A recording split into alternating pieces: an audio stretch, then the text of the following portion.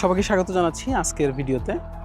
আজকে যে বিষয়টি নিয়ে কথা বলবো সেটি হচ্ছে সেলসের বিভিন্ন টাইপ নিয়ে। আপনারা বিভিন্ন সময় ক্রেডিট সেলস, ক্যাশ সেলস এসব বিষয় নিয়ে জানতে চান। তো আজকে আপনাদের সেই সেলসের টাইপ সম্পর্কে ধারণা দিচ্ছি।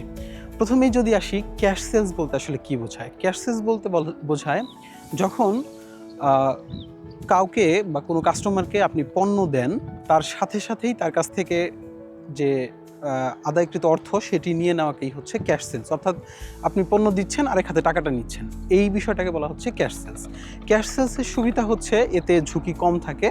সহজে আপনি ক্যাশ ফ্লো, যে কোম্পানিতে যে ক্যাশ ফ্লোর বিষয়টা থাকে সেটা ভালো হয়। এটা হচ্ছে ক্যাশ সেলসের সুবিধা।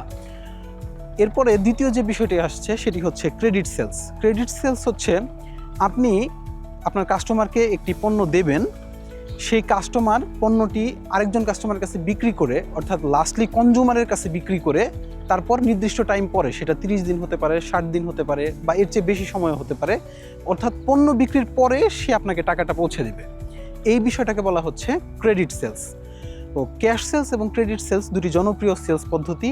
এই সেলস পদ্ধতি ব্যবহার করে বিশেষ করে ফার্মাসিউটিক্যাল ইন্ডাস্ট্রিতে এই দুই ধরনের ক্যাশ সেলস সিস্টেমই বেশি চলে, অর্থাৎ বেশি প্রচলিত দুটি সেলস পদ্ধতি হচ্ছে এটি। এছাড়াও আরও বিভিন্ন ধরনের সেলস পদ্ধতি আছে। পরবর্তী কোনো ভিডিওতে আমরা সেই বিষয়ে আলোচনা করব। সবার জন্য শুভকামনা রইল। আপনাদের প্রশ্ন, জিজ্ঞাসা, মতামত থাকলে আমাদেরকে জানাতে পারেন।